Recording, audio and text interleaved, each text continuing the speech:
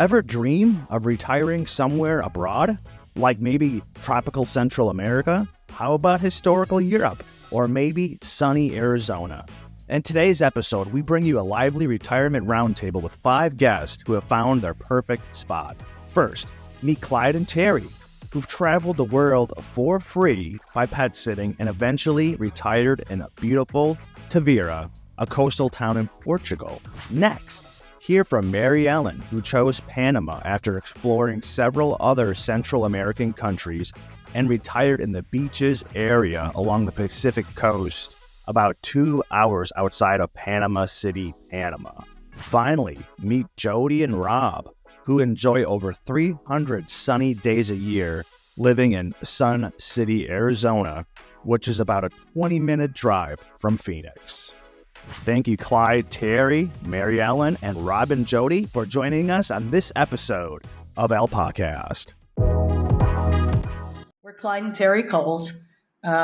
We met in Texas. I grew up in New Jersey. My ex-husband was nice enough to bring me to Texas so Clyde could steal me away. He tells the story.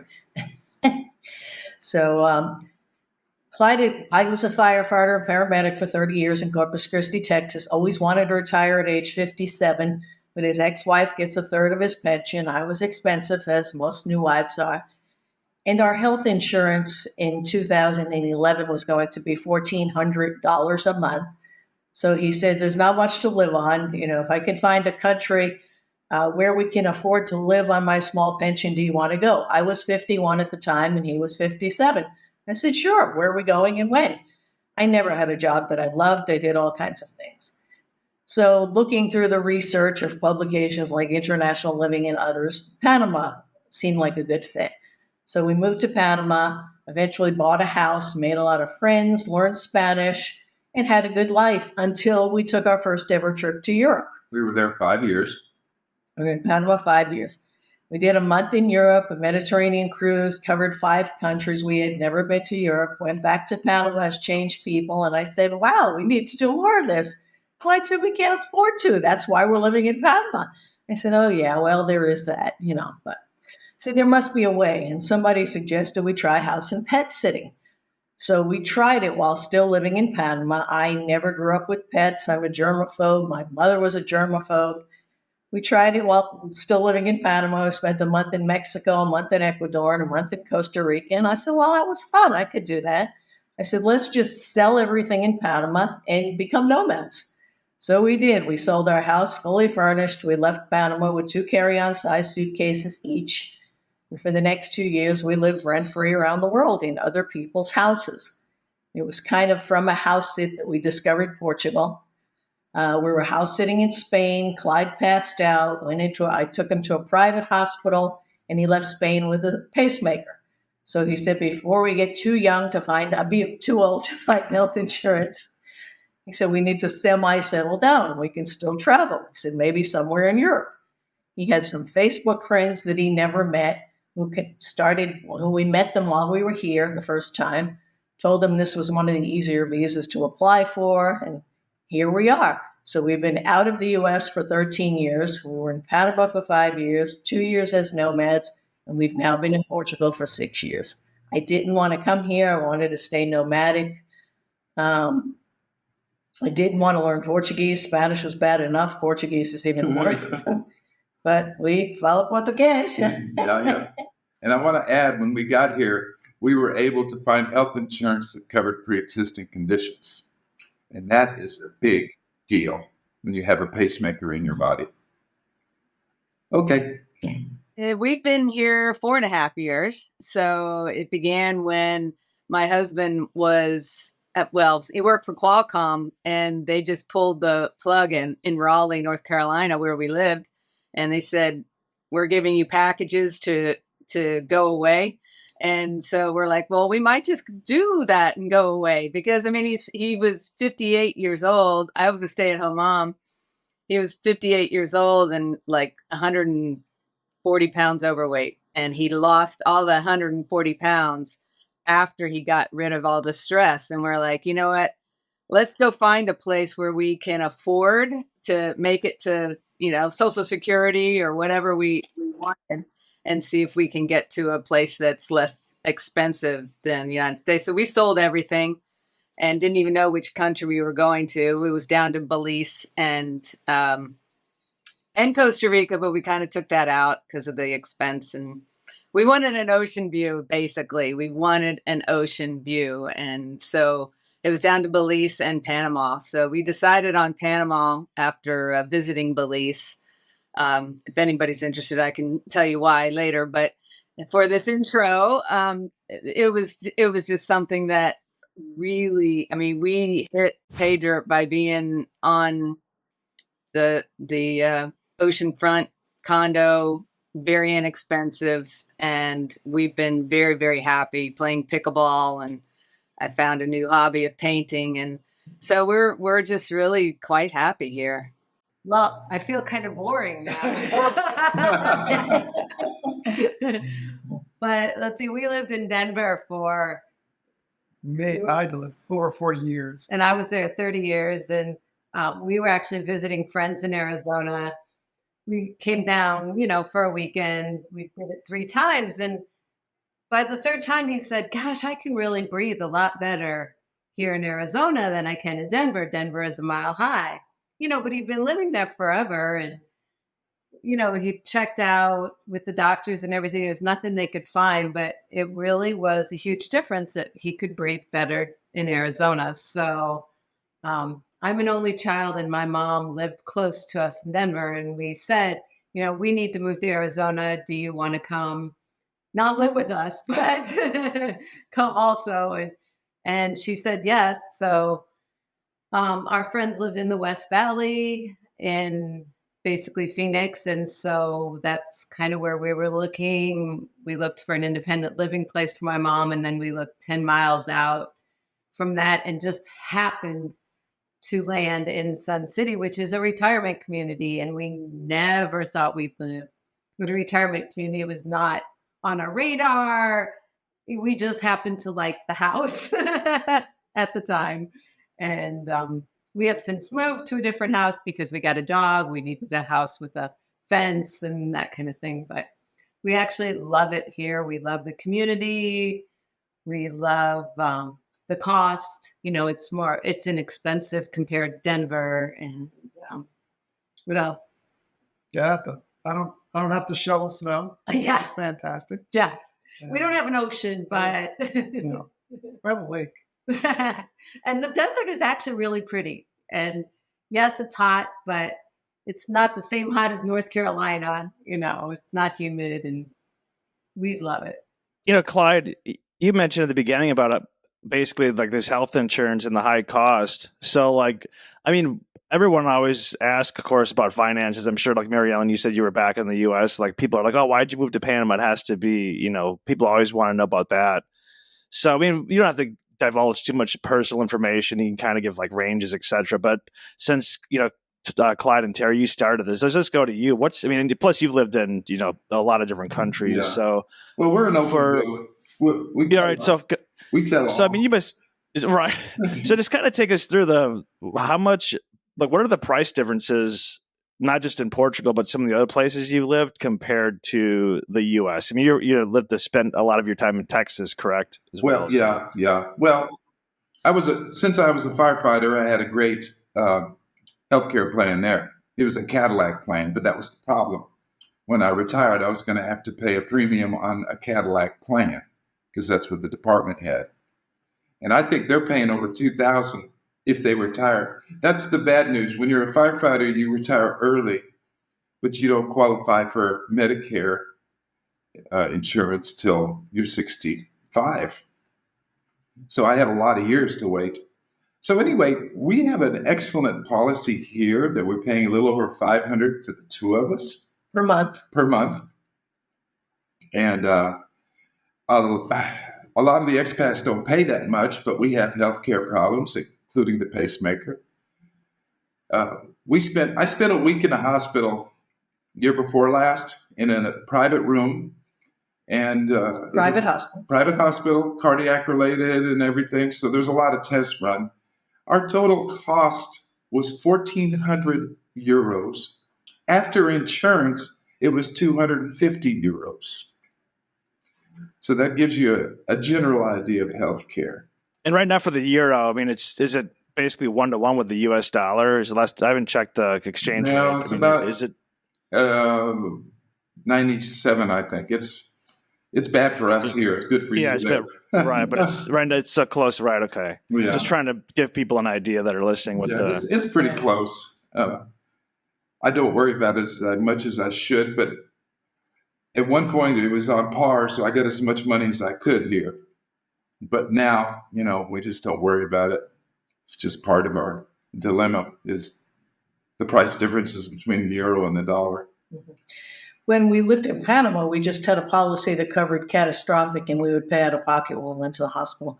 The first year we were there, I needed a hysterectomy, and it wouldn't be covered by the insurance yet. And it was like $4,000 paying out of pocket. So compared to what it probably would have been 40 or 50,000 in the U.S. So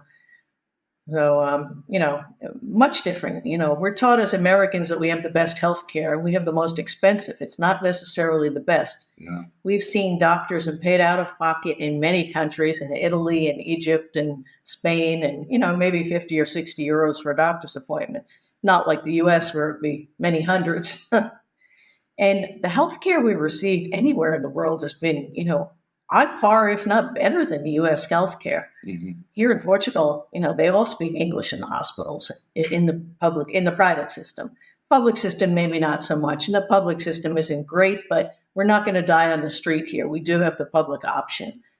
And should we get cancer or something major like that, the public system treats it all free. So, that's not going to be a hardship should it ever come to that. And we hope it doesn't, of course. But, Mary Ellen, you were talking about weight loss. I lost 150 pounds 20 years ago with gastric bypass surgery, and I wrote a book about our lives and everything. Clyde has a lap band. He lost about 100.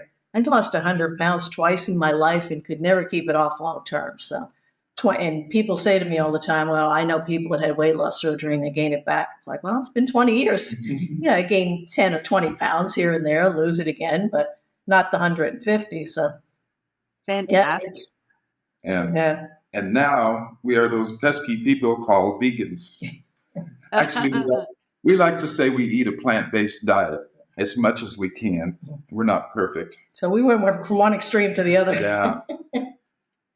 Yeah, we were big. And I was 275 pounds crawling into fires wearing 30 or 40 pounds of gear on my back. And it was a heart attack waiting to happen. Thank goodness.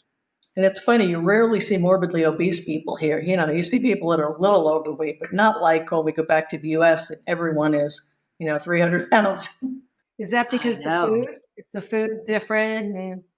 Yeah, the food is healthier. The Mediterranean diet is big in Europe. Now, we don't eat fish, but most people, fish is the main staple of their diet here.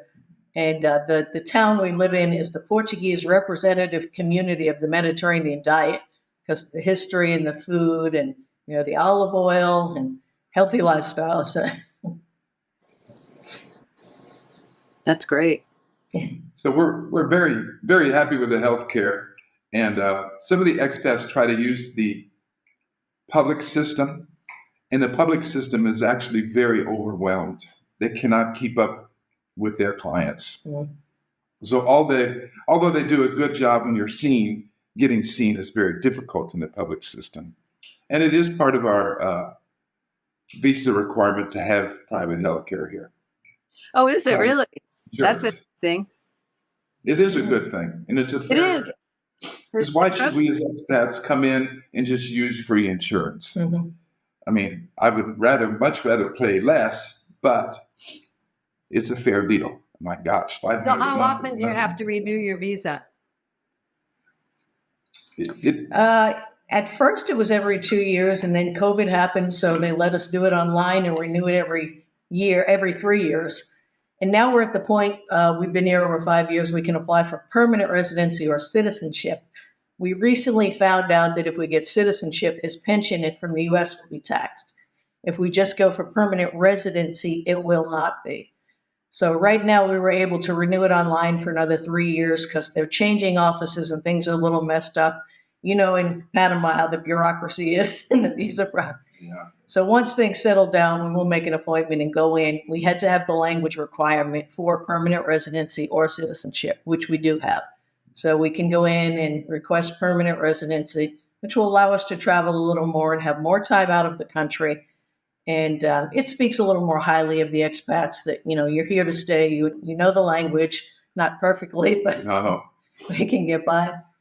But we are proud of ourselves. We just actually tomorrow is our final exam for our second level of Portuguese, and we only needed the A1 A2, which is 1 year, and we just completed the second year.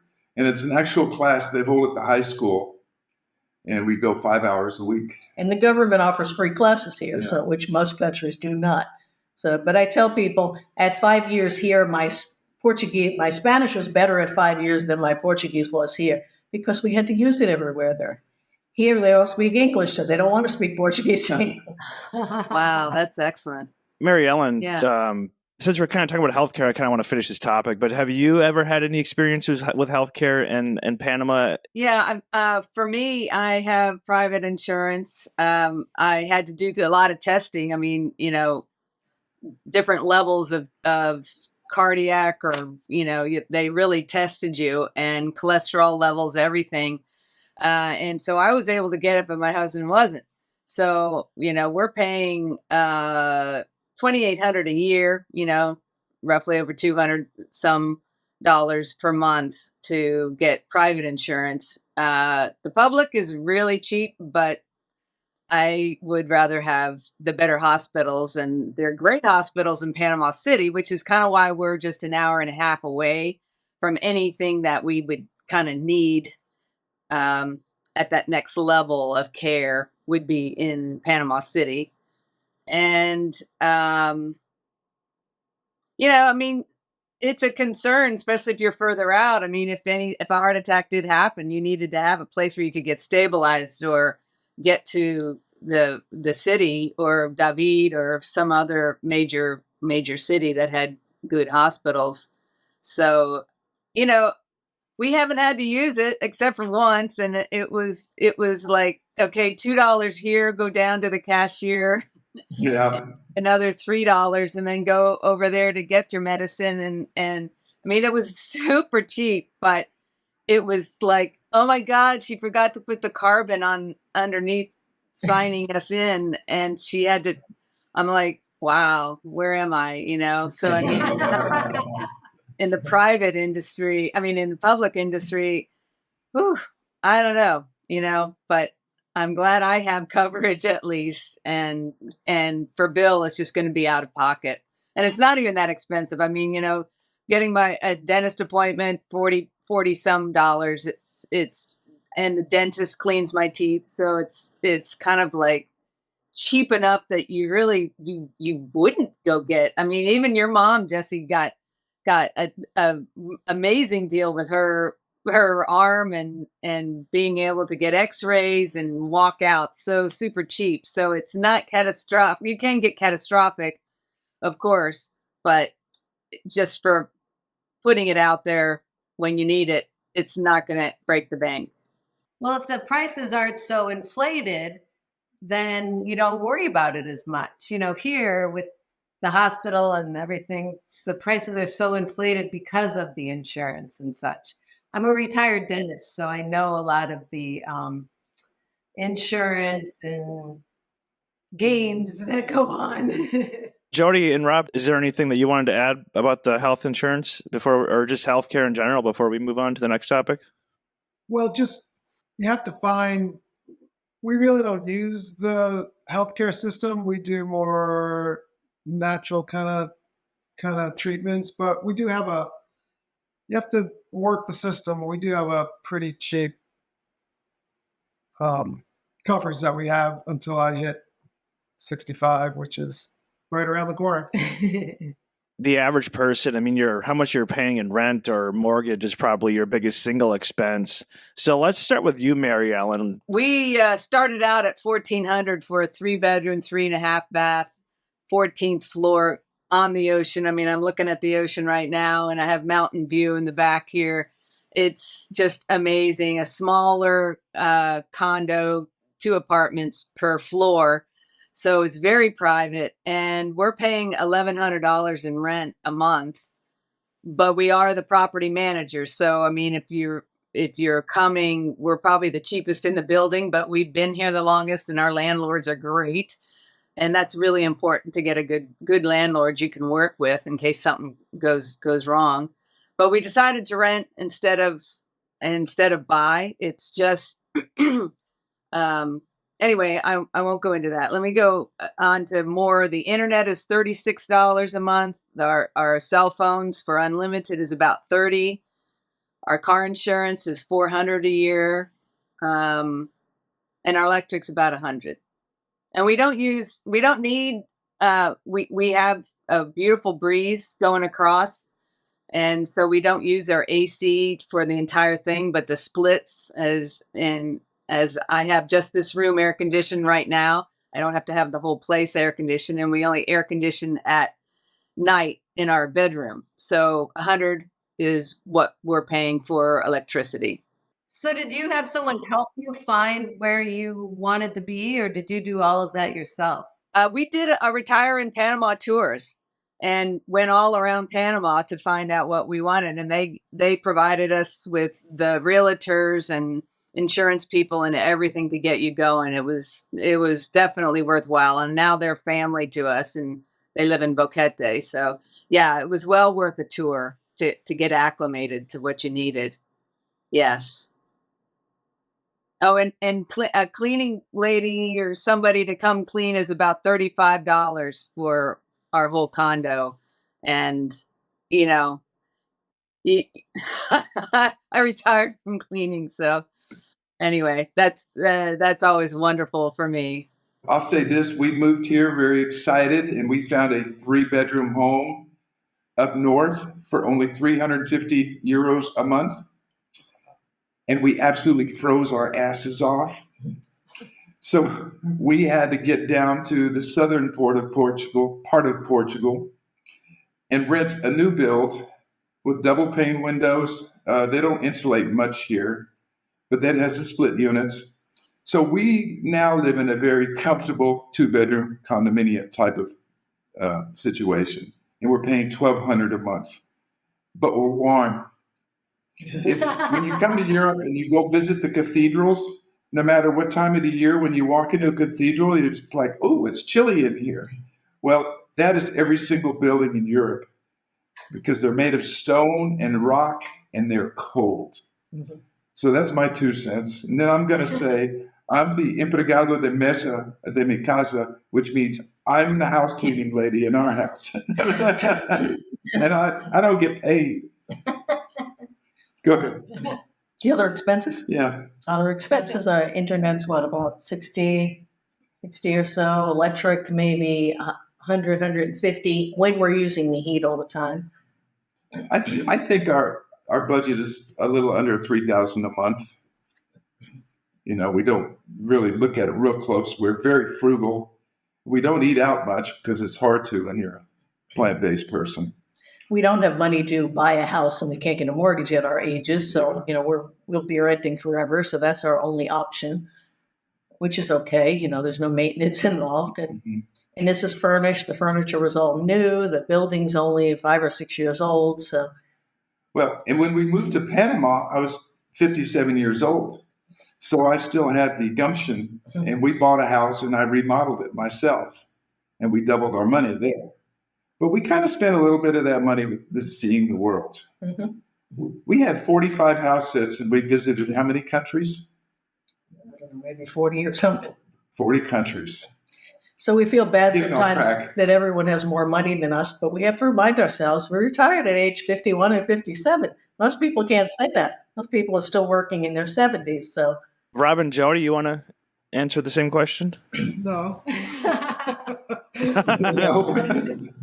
So, now we did it right in Denver. We did. So we sold high and then bought low in Arizona. So we felt very good about it at the time. Right before Arizona now is exploding like Colorado. But the nice thing about Sun City, the taxes are very low, which is not. I mean, we were paying about $800 a year taxes. Now we moved into a house because of our animals.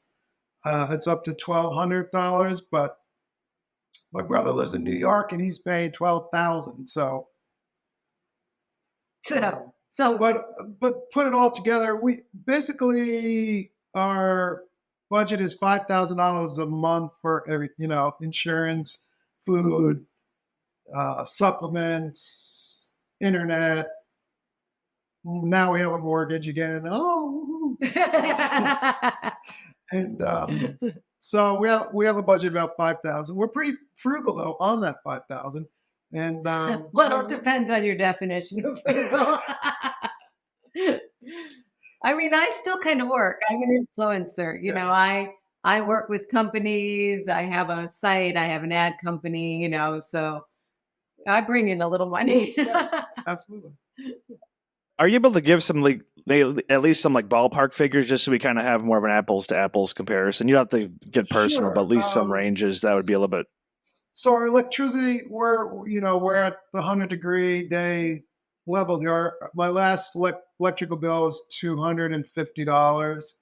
But we use air conditioning. I mean, you almost need it all day. And I have a split in the garage. We have a split in the garage to keep the garage cool, because when the garage gets really hot, it heats up the house too. Plus, we have a fridge and freezer in the garage. So, I mean, that seems so silly, but it's made a big difference actually. And our internet is $70 a month for what are we getting? $350. Because I need it fast. That's not. Yeah. So and our mobile phone, T-Mobile, we get a great deal. It's like $90 for both of us. And my mom. No. So your mom, with your mom, it's $130 for unlimited everything. The housing has gone up here. It was, our first house was $300, and it was a 2-bedroom, 2-bath, 1,700 square feet. But in the 5 years we've been here, it's definitely, it went up a third. Yeah. So what are some ranges for rent there?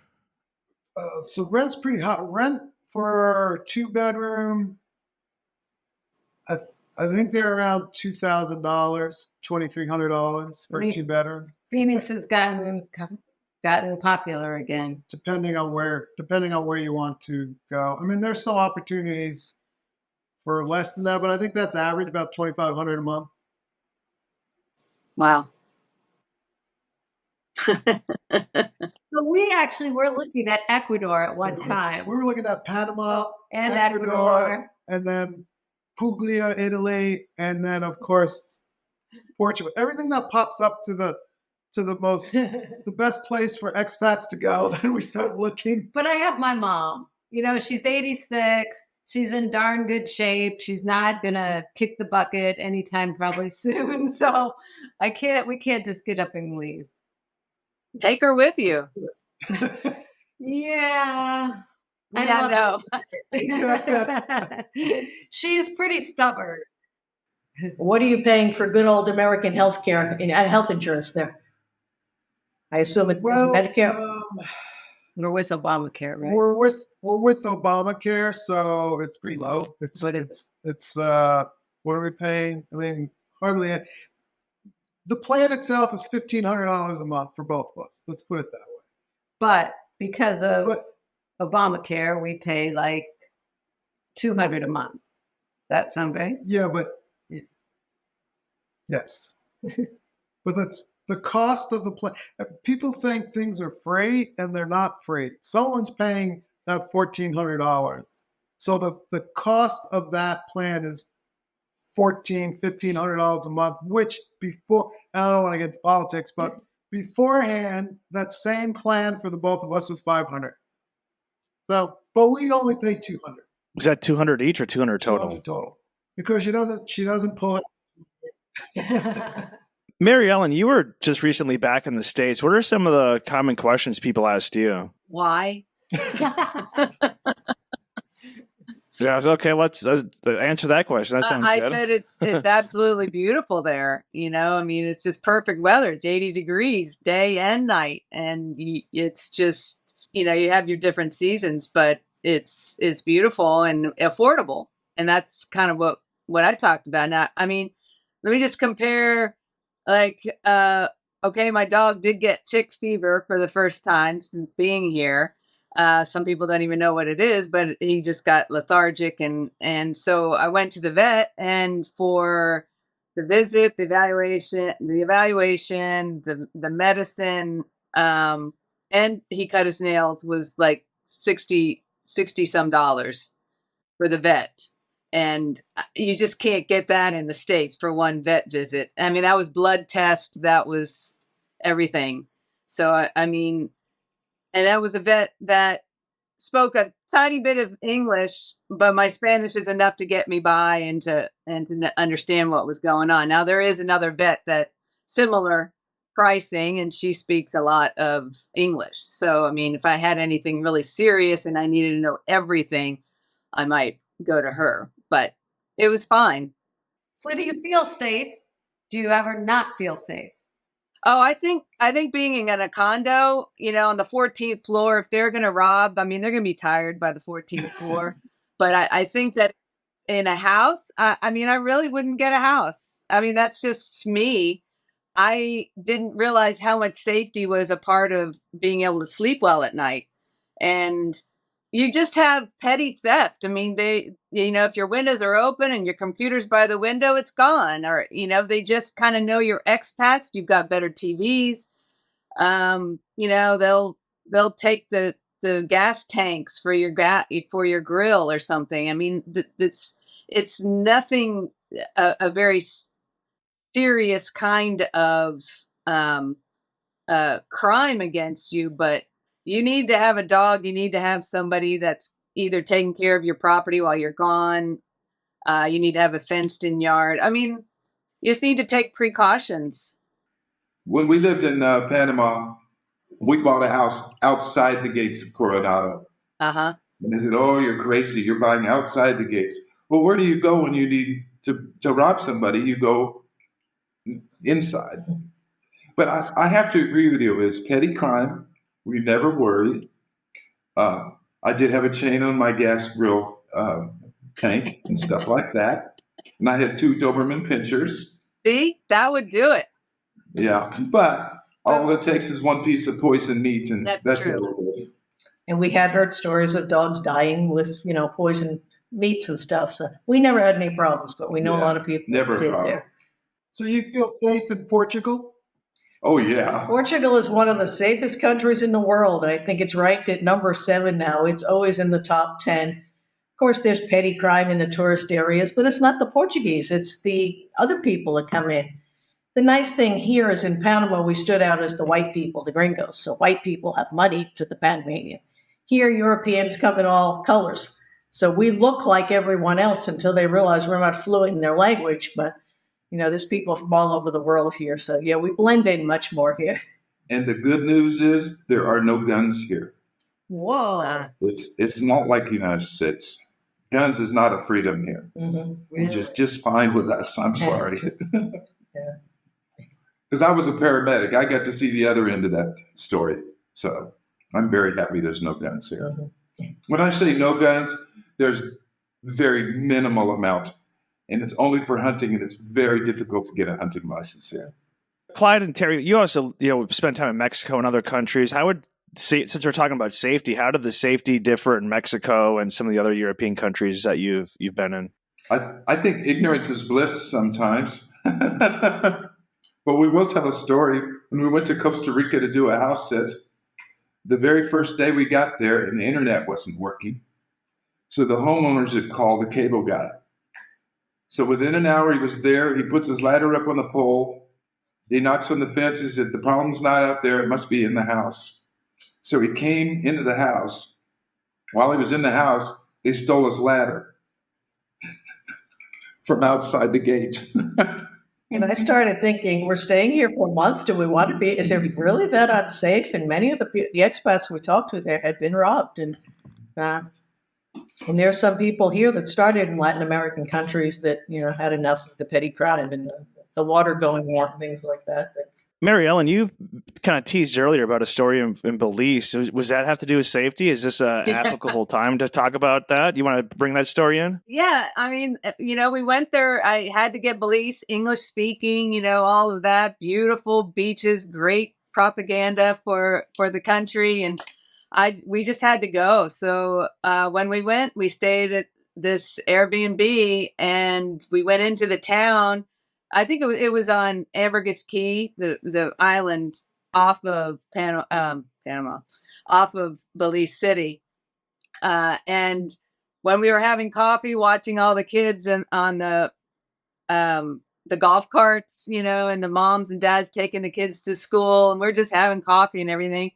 And it turns out at that exact catty corner on that block where we were sitting was a murder at the very time that we were there. Oh, and it was because of somebody came from Belize City and it was a gang related kind of thing. And it's like, okay. Why do you go to an island? It's like, hello, I mean, how stupid can you get? And then there's retribution. And so, no, we didn't really feel that safe there. And I just felt like the language difference, even though they're English speaking, they have their own native dialect that was not really English. I mean, I don't know what it was, but there was a huge separation between the expats and the people who are naturally living there. And I thought, that integration isn't going to really work.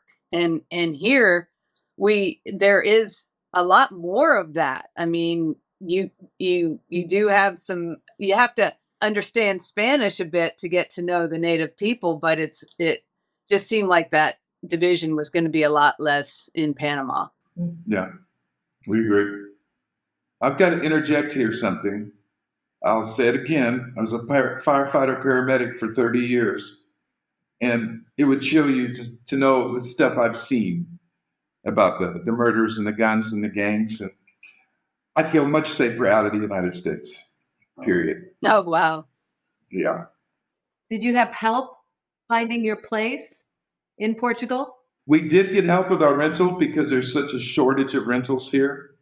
And we found somebody with a connection, and she was able to help us. The bad news is everybody wants to come to Portugal right now, and the market's gone crazy as far as housing costs. You can find fairly priced rentals, but the houses are... I'll let you finish that off. Yeah, it has gotten more expensive because so many people are coming in. We live in Tavira, which is about 20 minutes from the Spanish border in the southern area called the Algarve. And it's so popular here. There's probably 200 or 300 Americans alone in Tavira before you get to the Europeans. And we have friends from all over the world. A lot of our friends are Europeans. So, and I'm partly to blame. I've written for International Living since we first moved, if you're familiar with them. They sell the dream of moving abroad. And I started writing with them when I went to Panama and have continued. And I was their Portugal correspondent for a while. So I write freelance for them now, but I'm partly to blame of, hey, come to Portugal, come see Europe. And but, it's a good life. And, the past 13 years have been amazing. And, things we've done, the things we've seen that I never imagined would have happened in my lifetime. So you don't worry about getting kicked out of your place. Like when you rent, you don't worry about getting kicked out. No, we've got a 10-year lease. Oh. Yeah, we only rented it for 1 year, and then he went up, and then I sat down and said, "We got to talk because we can't be going up." Yeah. So he agreed for a 10-year lease, and he froze the price for 5 years. Okay, and awesome. I was lucky to talk him into that. But yeah, we're okay with that. One question I have about Portugal versus, a place that's closer to the United States about visiting family. How long are the flights? And do you feel far away? Do you have family in the United States? We have kids there that didn't see us much when we lived there. So, we don't go back that often. And a flight is about, I think it's 7 hours one way. If we fly from here to New Jersey, which is the closest point of entry, I think it's 6 hours one way and 7 the other or something like that. No, we have no desire to go back to the U.S. Our kids really have nothing to do with this, probably because it's a second marriage. And another part of our story that I mentioned in my book is that when I moved to Texas with my ex-husband, who I was with for 23 years, I fell in love with Clyde. And my ex-husband is now married to Clyde's ex-wife, so that we have a whole nother story there. So that put a different dimension into our kids' relationship with us. I have one daughter. He has a daughter and a son. And, they're cordial. If we email them, they'll respond, but there's not a lot of interaction. And we didn't see them much when we lived there. They have their own lives. They do their own thing. So I didn't want to see my mother as an adult when she was alive. So I'm sure they don't want to see her. We're different. How much are the flights? Geez. How much are the flights? I don't know. We haven't looked in years. We have made so many trips, it all just melts into each other. Yeah, that's true. Okay. Yeah. The last time we went back, I had to speak at a conference for international living because I was still their correspondent. So my trip was free. We paid for him. We both got COVID while we were there. I was like, okay, we're not looking to go back anytime soon. We had to quarantine in a hotel in New Jersey for a week. Mary Ellen, what about from Panama? Where do you go back? It's so the flight is about 3.5 hours. Actually, you could either go through American and go through Miami, which I do not recommend, or Copa, Delta. They all go straight to Atlanta, and much easier. Direct flights, and now Copa just opened up to Raleigh, so I'm excited to be able to get to my kids in the Raleigh area, and in my son in Atlanta area. The prices are about $450 or something like that. I mean, the thing is that by being a jubilado, a retired person, I can get 25% off every flight that I take round trip from Panama. So $358. I'm going back in August to dog sit my granddogs. So that it was a no-brainer. It's just like an easy direct flight now, and I don't know if your parents know that, Jesse, but it's direct, so very close to where you live, to Raleigh. Jesse's not going to tell him. You don't want to see Mom about it.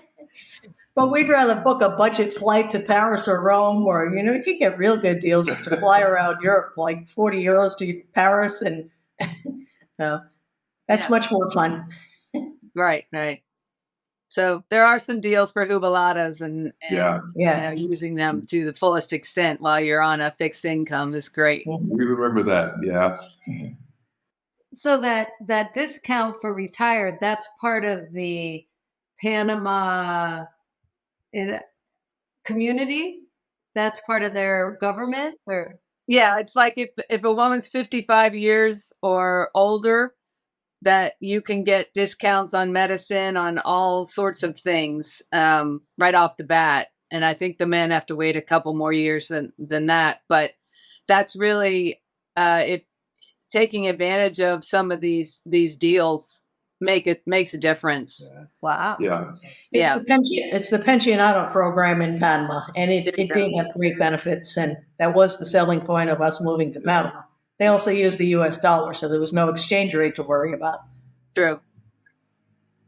I know my parents checked out Belize, and my dad wanted to look at Belize City, and is like, yeah, I'm not. Yeah, no. We're not coming here. You wouldn't go on the mainland of Belize, really. And for me, the tides are like 1 inch. So, and the beaches were not as beautiful. You couldn't even, we wanted oceanfront. And when you got an oceanfront, it was like lakefront. It's like, it really wasn't even something that was attractive. And even then, if you had a boat, which we were thinking of, you'd have to take the engine in every single time you use it because it was going to get stolen. I mean, that was Belize. So you just kind of do your research and go and talk to however many expats you can for each country that you want to go to. And, I think one of the things that people are told me when I was in the States was my spouse wants to stay with the kids or near family. I want to go. And so there's like trying to convince one or the other. And I think there's an age old question of, do you go to where family is, or do you have them visit you and you visit them?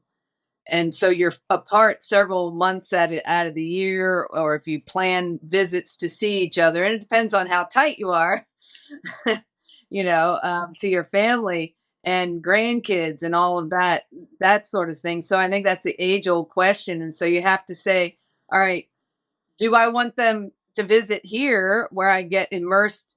They get immersed in our lives and we can go check out all the waterfalls and different things of beauty here in Panama, or and then when I go to visit them, I'm in their house, and I typically, I mean, they might have a guest room, and you can really get immersed in the kids' lives and in their lives, and I've always enjoyed that, but at the same time, I don't have grandkids, so I'm not saying that might change. I don't know, but I do know that having them here, going to Bocas del Toro, very cheap, $350 gets them certified scuba divers and all the dives that are needed, and I mean, just wonderful times with the kids. So we've been expats for many, many years. I'm sorry if I interrupted, Marianne. No, go ahead. But we meet these new people coming in, and all the woman can talk about is her grandbaby. And they're not going to make it. Mm-hmm. Yeah. They're just not going to make it. If you have to see your grandbaby once every 2 weeks or more, don't move out of the United States, period. And we've seen marriages, not ruined, but, affected. And you both have to be on the same page. Absolutely. Yeah. I agree. So, Mary Ellen, do you take advantage of the ocean? Oh, I love just seeing it. I mean, there's 16 feet of difference in the tides. And for me, I go on the beach every morning with my dog. It's a deserted beach pretty much. So he has full rein to run, and I have to get my feet in the water every single day. Sunrises and sunsets are straight from your balcony at night at 6:00 is when we have our happy hour and have dinner. We watch the sunset as it travels very quickly across the horizon, and the sunrises are like amazing. I mean, and then knowing that at night I can go out on my balcony and not freeze to death, or it's always the same temperature. I thought our thermometer was broken, but it really is just 8 degrees. I don't know. I mean, I would not want to live off of the ocean. I mean, I think that is what's so satisfying, is seeing a horizon and being able to breathe is what really keeps us here. I would hate to lose this place or go somewhere else, but both might be an option, So what about natural disasters for both of you guys? Are there any? We have earthquakes here occasionally. There was a major one in 1755 that destroyed much of the country. We get little ones here once in a while. Yeah, that's our only worry. But nothing, we haven't experienced much since we've been here, but no. What about the weather? Yeah, so if you're on the ocean, do you have hurricanes there? No, No. not at all. The only thing we get is a little wind from the Sahara. Believe it or not, Morocco is right below us. So we get sand from Morocco come through. Once in a while. But it's just, it makes the cars dirty is the main problem. Yeah. It's not a problem. Yeah, the weather you were asking about, in southern Portugal, our winters are pretty mild. Days are maybe 50s. Nights get a little cooler, but the whole country doesn't get snow. There's this one mountain in Portugal that sometimes gets snow, but the rest of the country does not. The southern Portugal has some of the best weather in all of Europe. We are on the Atlantic, so the Atlantic Ocean is freezing year out, so we don't go there. We're not real beach people. Even in South Texas, we lived in Corpus Christi. The beaches were warm there, but we're not big beach people. For the weather here in Panama, I mean, there are no hurricanes. We've had about 3 or 4 days of rain, and I think that's coming from what Miami had. I mean, Miami's flooded right now. So it was a pretty angry ocean, but I always loved watching the ocean and the different personalities of the ocean every single day. So, but that's one reason why we got here. I mean, we looked at the ABC Islands, the Aruba, Bonaire, and Curacao, right? Curacao, for no hurricanes. I mean, I'm done. I grew up in Florida. I know hurricanes. And North Carolina, we had our fair share too. So I was done with hurricanes. And here, there might be an angry storm, but you're pretty safe and you're not getting the brunt of it. It's wonderful. And we do have a couple of earthquakes. Like, I think I saw something, move like that, and then it's done. So I don't know. You guys were in Panama too. Yeah, I don't remember much going on. No, I don't remember any natural disasters there other than extreme rain, but we enjoyed the rainy season. I did too. Yeah, I did too. And Jody and Rob, just kind of for the the viewing audience, listening audience, you describe you live in Arizona year round, so kind of describe the weather in Arizona, Sun City, Phoenix area. Well, you have a monsoon season, but when we first moved here, Jody's mom exclaimed, "It's so boring. It's sunny every day." So that's pretty much what it is. But in the winter, it gets cool. I wear sweaters, boots, hats. It's, gets down. It's like Portugal, it sounds like. 40, 50 degrees Fahrenheit. The monsoon, the 5 years we've been here, we've had really one monsoon type weather, and it's just torrential rains for days. But we're in a high desert, and we get 6 inches of rain a year. That's our average. So per year. Wow. We get most of that rain during the monsoon season, which is June 15th to September 30th, I think. And you hear about haboobs, which are like this big dust storm, but that's to the east of us, like an hour or so east. We rarely get them out here. Yeah, we had a small one here. Small. Yeah. Just lots of dust, lots of sand. We come from Denver where there was blizzards and snowstorms, and we just don't miss that at all. Yeah, so it's pretty much sunny. Over 300 days of sunshine a year. And we'll get our little monsoon of rain. Maybe. Which I love. I love the 3 days of constant rain. So would you ever go back? Would you ever Never. go back to the States? We'll go back to Panama. We won't go back to the States. Yeah, or another country, but no, we have not decided to go back to the States. We can't afford it either. Well, for me, I would say I'm going to let God tell us what we're to do. I mean, how a lot of people are doing multi-generational housing and things like that. That could be a possibility, and that's how we could afford to come back.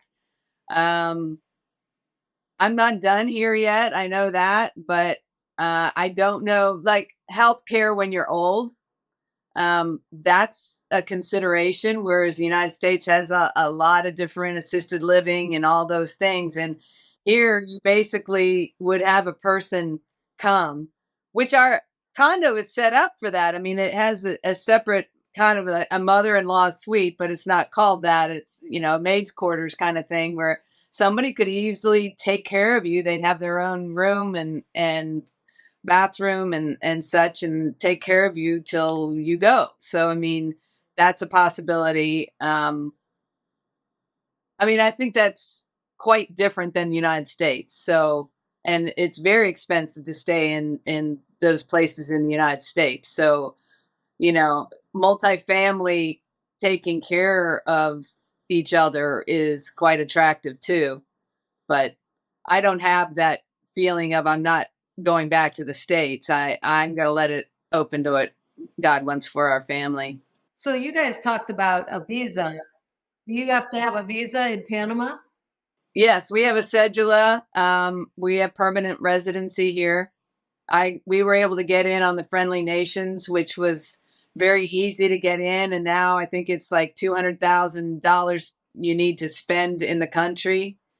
I don't know. I'm not 100% up on these things, but it is a lot harder. You can be a digital nomad for 6 months on a visa, or is it 6 or 9 months? I think it is. So, but at 3 months, if you haven't gone out of the country to come back in and get the stamp again, you can't drive. So they're you need to know the nuances, and that's why, going on a tour or doing research on visas is important, because they change. I'm not even 100% up on what the change is. I just know we got in, and we're happy that we got in during a very friendly nation kind of time. Yeah. Yeah, things do change. Yeah. Do you guys drive? Do you have a car? Yes, we have a car. We have an SUV because of the potholes, but yes, we have a car. There's a lot of people here in Tavera that decide to come here and live without a car. So here they are in their upper 60s, close to 70, and they're walking around the cobblestones. Terry's fallen 3 times since we've been here. Yeah. It can be treacherous when it's wet. I wanted to say one word about elder care. We have a friend here whose husband, we have a friend here whose husband has dementia. And there's a center near Lisbon that specializes in Parkinson's and Alzheimer's care. And we have several friends that are using it. Another couple we know, he has Parkinson's very badly. So she actually looked at the inpatient care at this center and what it would cost in a private room, should it come to that with this gentleman someday. And they were looking at about $2,000 a month for a very nice room, she said, and they can afford that. I mean, we probably couldn't afford it. That was kind of one of the reasons I wanted to become more fluent in language, and we will still be working on it forever in case one of us needs some kind of elder care. It would be much cheaper to go into a Portuguese-run one instead of a private one, but if we don't speak the language, you're going to be pretty lonely there. So, Clyde's very friendly with the ladies. He'll do well anyway. But so these are considerations, and we all hope to live a long time, healthy, and then just die someday. Right. Not have to worry about those things. But no one knows how it's going to end for any of us. Right. I want to mention one thing about healthcare is don't ever travel overseas or anywhere without a travel insurance. Yeah. We were traveling in Spain when I got my pacemaker. And although medical care is cheap there, the pacemaker itself was $12,000. Euros. So even though medical care is cheap here, some of the devices are expensive. Interesting. Okay.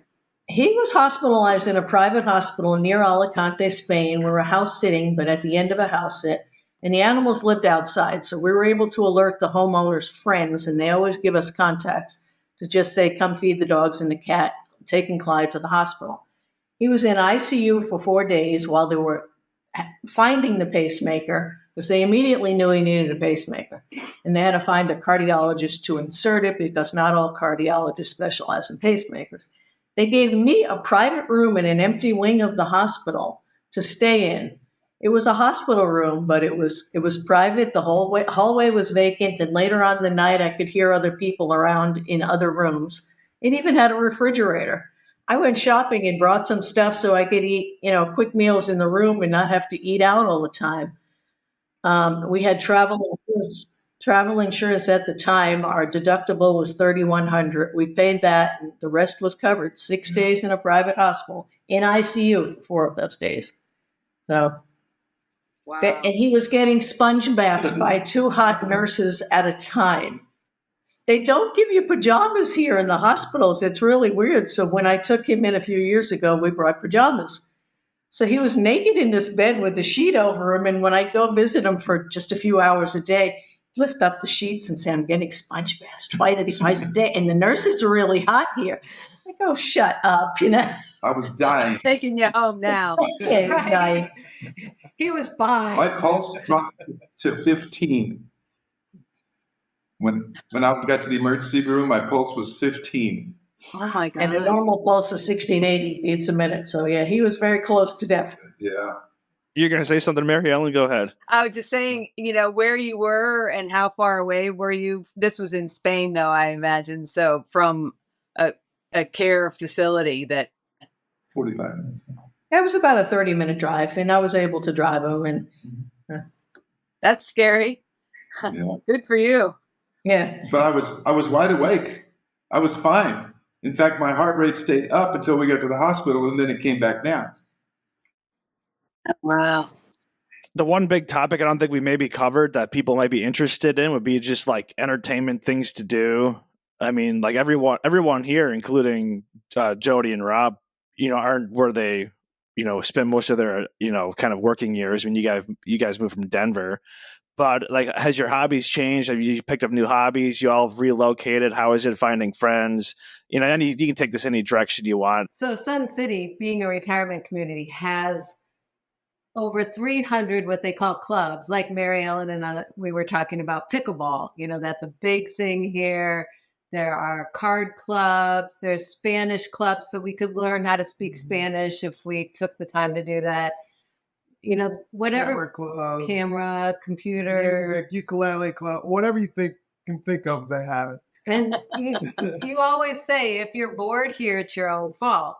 But you don't have to spend your time here in Sun City either. We tend to take day trips and go explore Arizona and find a lot of free things to do, or find tours of like some of the hotels around here.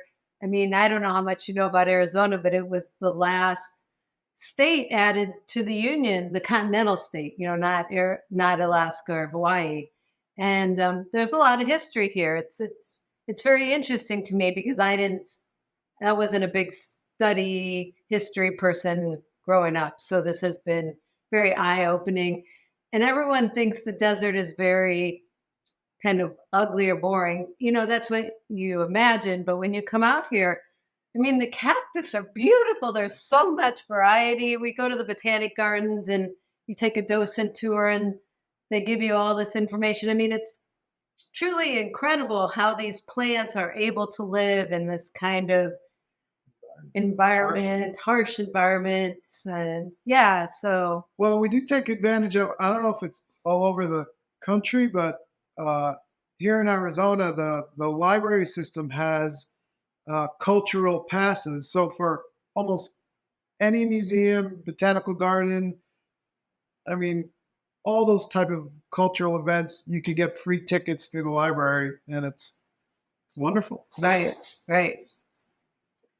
So that's kind of what we do now. What's every day like for you guys? What's every day like? It's a lot busier than you do? before I retired. Jody has a fashion blog, and she's an influencer. And I became her photographer, videographer. So at least once a week, we take her mom and her friend who's in her 70s. We do a photo shoot, and then we go exploring. But each day, we do photo shoots here for her Instagrams and social media. And then, of course, you have to, as Jesse knows, you have to edit it.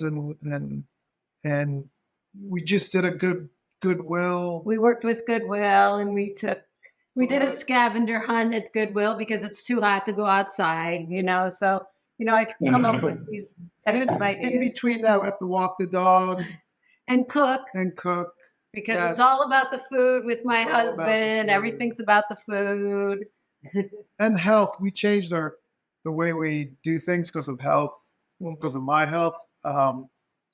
So instead of having that big going out to eat bill, which half of it used to be alcohol, now it's groceries. We have a big, huge grocery bill. So we cook a lot. We eat a lot. We have friends over.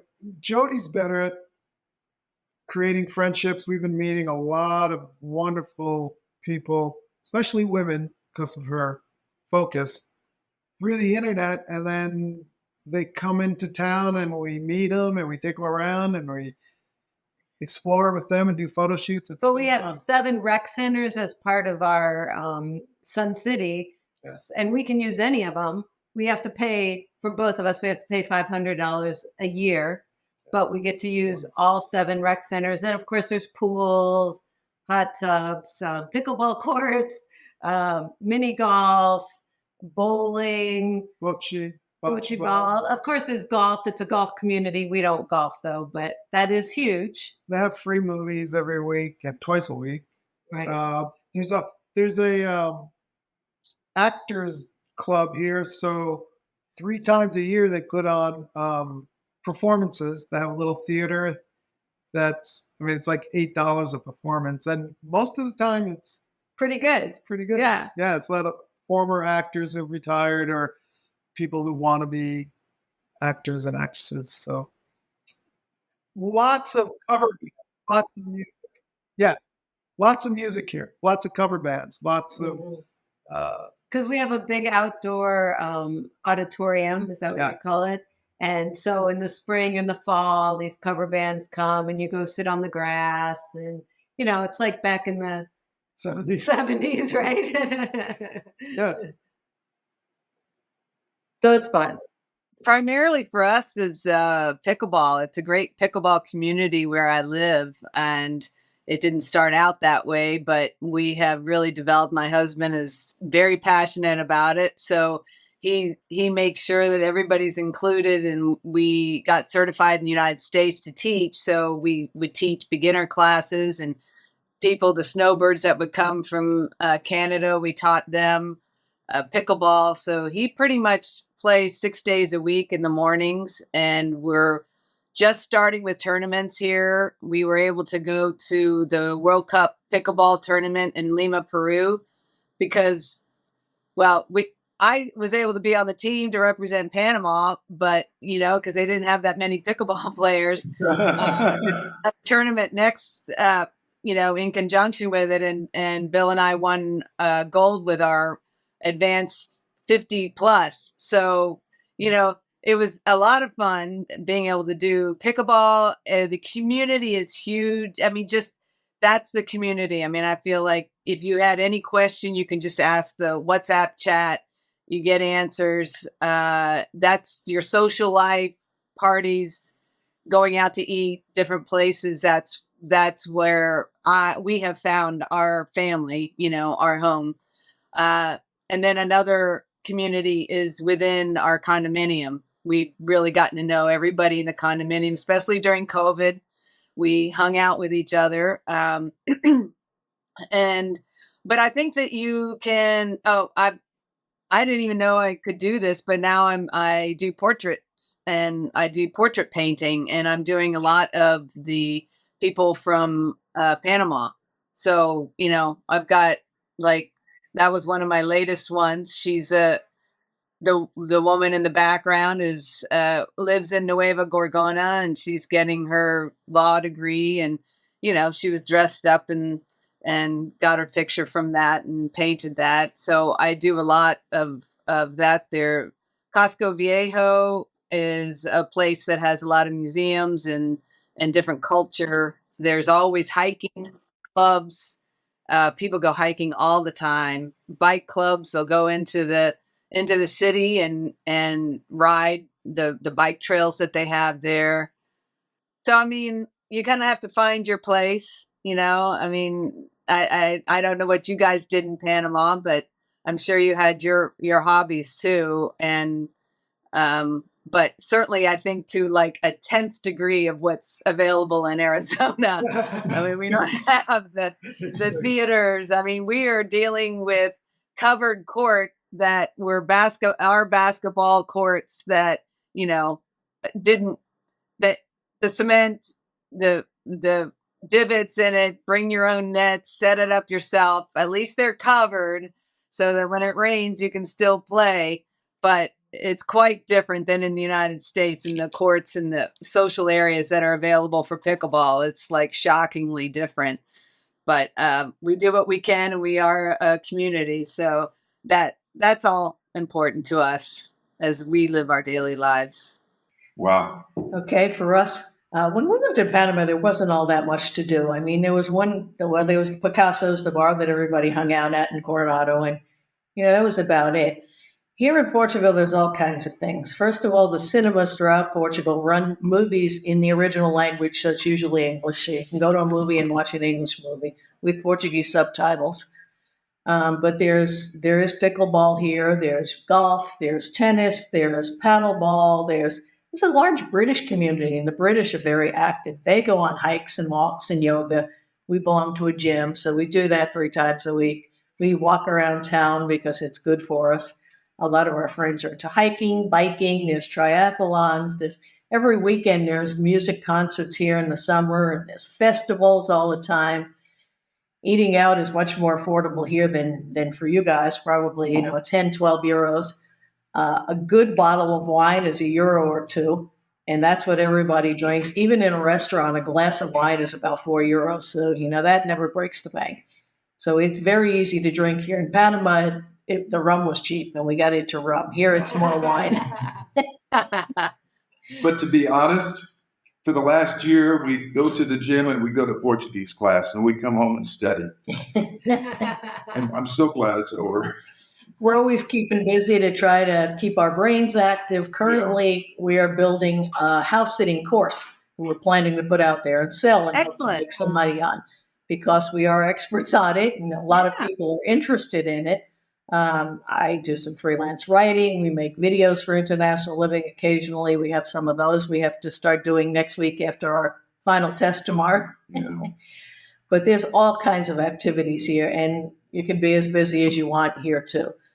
For the most part, we don't do that much. We go to the gym, we come home, we eat lunch. I cook a lot, so that's a big part of our day too. I enjoy cooking. So again, you can do whatever you want. Well, and if you remember, what we do is we travel. And even in Portugal, the history is incredible. In this town alone, we have Phoenician ruins, we have a Moorish castle, we have Roman ruins, and then modern day. And this is a little village. Once we're out of school again, we'll look for more house sits to travel again, because we were kind of stuck for the past 9 months doing the lessons 2 nights a week. Last summer, I found us a sit in Lisbon, which is the capital of Portugal. Beautiful city. We've only been there a few times. I said, why pay for a hotel? I'll find us a house sit. We had this gorgeous apartment to stay in. The 2 gay guys were renting. It was beautiful. Furniture was all architectural. 2 darling little dogs. And the Pope happened to be there while we were there for World Youth Day. We got a glimpse of the Pope going by. So, wow. So, we'll get back to traveling soon. And when I find a good house sit in a nice apartment with, 1 or 2 animals, I jump on it. And because we have good references, we usually get it. So, well, we're going to brag on the house that we did before this one. It was 2 months. We lived in the outskirts of Paris. And within a 15-minute walk, we could be on a train and go into Paris. And they allowed us we left the house maybe 5 hours a day, and then we'd come back. But when you stay somewhere for 2 months, you don't need to be gone all day. We had one very easygoing dog who, could barely get up to go outside once in a while. And one day we noticed signs on the street in French, and we noticed Tour de France. The Tour de France went right by the house. We put out chairs. We're not even followers, but to be that close, talk about being in the right place at the right time. People go to France from all over the world and spend a fortune to see the Tour de France, and we were there. So when you house sit, do you get paid also, or do you just take advantage of staying there? Gotcha. It's just free accommodations is all we get. But we went to Paris, and we lived for 2 months there without paying rent. Yeah. Right. Wow. Think about that. Think what a hotel would cost you. And we have access to their kitchen, their spices, their oils, things like that. So, yeah. And you don't have pets currently? Or do you bring your pets with you when you house sit? We don't have pets. No. That's how we get our animal fix, by house sitting. Yeah. Of Rob and Jody, you asked Mary Ellen and Clyde and Terry if they would ever come back to the U.S. What about for you? What about the opposite? Would you ever see yourself living abroad? So I married a habitual mover. So let's ask Rob. In theory, I mean, we always look at those things that pop up. I think it was an Italian village was selling you could buy a home or an apartment for €1 as long as you put 30,000 euros of improvement in 3 years. I kind of look at those kind of things, but at this point, never say never. We'll be getting in touch with you, Mary. I have a feeling we'll be moving out there soon. It's just the summer humidity is what I'm thinking of. Can you expand on that, Clyde, too? Because I have people that tell me this, too, and it's just like, yeah, like Well, actually try doing it. What they are is these dead little villages in Italy where everybody's moved out. And so they're offering you, and when you get there, it's a ruin. It's been vacant for 50, 60, 70 years. So it's going to need hundreds of thousands of dollars. You know, One of the selling points Portugal offers over Spain, France, Italy, many of the other countries in Europe is the driver's license here is an exchange. In Spain, France, and Italy, and the other countries, you have to take the test in the local language. I wouldn't want to take a driver's test in English at my age, never mind in Spanish and Portuguese. So that is the selling point here, that you do not have to learn Portuguese to pass a driving test. You have a certain amount of time, and it's an exchange. Of course, it's a hassle, like all bureaucracy is. You have to get driving records from the U.S., and once you have the license, you're licensed, and you just renew it every few years, like any other country. So. And are most of the signs in English? no. No, well, stop is. Stop is. But you learn. You It's learn. no big deal. Yeah, sure. You know, we had never even left the United States before we moved to Panama. Wow. We were Wow. stuck in, I had 3 kids and I couldn't afford to travel. And I'd been to Mexico because I lived in South Texas. And she'd been to Canada because she lived in the Northeast. But we had never even touched foot out of the States. So you two need to start traveling and expand your horizons if you haven't. Have you traveled much in your life? Yes. Actually, we were just in Barcelona last October. We went on a cruise. Oh, we love Barcelona. We loved it. Barcelona. Loved Barcelona. He looked into moving there. I swear, everywhere we go, he's like, "Oh, maybe we'll move there." Right, sweetie? Well, we are 20 minutes from the Spain border. And how far from Seville? We're 2 hours from Seville because we wanted to drive. 2-hour drive to Seville. Europe is kind of We'll small. come visit you. Okay. We can't put you up, but we'll show you around. Yeah. So I like the idea of, like, for Panama, it's only a 3.5-hour flight to, here probably be more like 4, but that 8-hour flight across the pond there is gets tough sometimes. Yeah, but once my mom kicks the bucket, what did you have? Leave holding us here. Well, a lot of people ask us all the time to compare Panama to Portugal. I mean, they're totally different countries, as all countries are. But the biggest difference, and I don't want to put down Panama because we enjoyed our time there. We didn't leave because we were unhappy. But is during that 4-month dry season, they turn the water off every day. And the poor Panamanians, they're filling their garbage buckets with water. Because we owned a house, we had reserve tanks, and we just conserved those days. So the infrastructure in Europe was so much more like the U.S. The water never goes out. The electric never goes out. The water is drinkable. I mean, no, it is in Panama, but there were some days it was brown and it was a little So, that's the biggest difference. I mean, we enjoyed our time there, but there are things you get used to, you have to put up with. You say, oh, the electric went out again. Oh, well, Or the Panamanian Highway. Or the one highway that they tended to block, yeah. That's great for protests, yes. And I will say that having, at least we have good internet, but I do agree about the water. I didn't have it for the first, 2.5 or so years. We had no problem with water, but when you didn't have much rain that year, it certainly was a problem. Now, electricity, being in a condo, you got that generator comes on within 10 seconds, which you don't have if you have a house, unless you have a generator. So, I mean, that makes comfort a lot more accessible when you have a reserve tank of water and all of that. So yeah, that does make a difference. Mary Ellen, how many times have you had to walk up those 14 flights of stairs in your 4.5 years there? Yeah. Once. Just out of curiosity. Just once, okay. But that's good. That's good to get your steps in. Well, actually, that's how my husband lost all his weight during COVID. There was no place we could go, and he went up and down 12 times a day. Wow. It was, this pool of sweat all the way up and down the steps. But that was all the exercise. We couldn't play pickleball. We couldn't do anything. We couldn't go on the beach. I mean, it was pretty restrictive here. And that's how he lost his weight and ate a lot less. So when we lived there, Clyde was the handyman in Coronado, and he would charge American prices, but be there and do the work. And one day he was in one of those high rises, and the power went out, and he had this hand cart with his toolboxes. And what, did you have to go up the stairs? No, I had to come back down. Down all the stairs with all his tools. My tires all popped. Yeah. No. Yeah, that would do it. Or bringing furniture up, that doesn't fit in the elevator. Yeah. Well, not this one.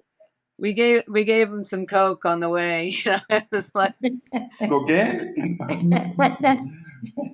No. I'm joking. Coca-Cola. We left Panama. But the weather in Panama ruined us for living anywhere else in the world, because you get used to being in hot and humid. Mm-hmm. And when it's, under 80 degrees anywhere else, you're freezing. We are. It's so true. I can tell when it's 78 degrees. I'm like, ooh, got to get a sweater. And we're still very cold-natured compared to other people. Little by little, I think we're getting used to it, but a little more. But it's true.